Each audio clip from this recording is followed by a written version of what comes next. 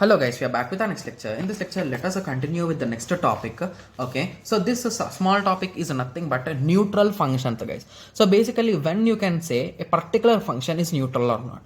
So the thing is, if the number of min terms and max terms are equal, like equal number of min and max terms is a simple trick to say whether it is a neutral function or not. So more simpler trick is if you write the truth table, if the count of zeros equal to count of ones, then it is a neutral function. If not, it is not a neutral function. Okay. So now your first thing will be, we want some examples, right? Yes. So that's the reason I'll be saying, I'll be taking some standard ones, guys.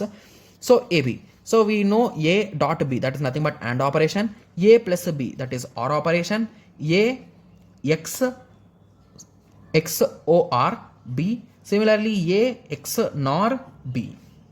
Okay, so 0 0 0 1 1 0 1 1. So if you are multiplying, it will be 0 0 0 1. If you are adding 0 1 1 1, right? Yes.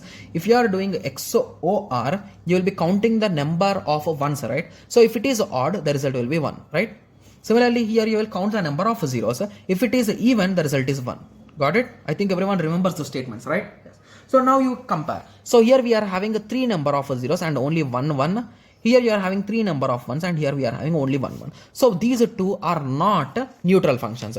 Here you are having a 2 number of zeros and 2 number of ones, 2 number of zeros and 2 number of ones. So these two are neutral functions. So in this way you will identify whether a particular function or a particular truth table is a neutral or not. Got it? Yes. So what exactly is neutral, guys? The number of min terms should be equal to the number of max terms. So number of min terms equal to number of max terms. Got it? Yes. So now you are clear with it, right? Okay.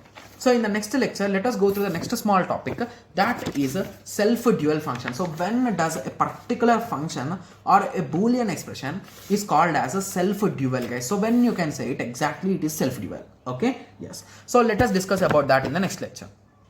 Okay, yes. So let us meet in the next lecture. Thank you. Thanks for watching. Like, share and subscribe for more awesome videos like this. Thank you.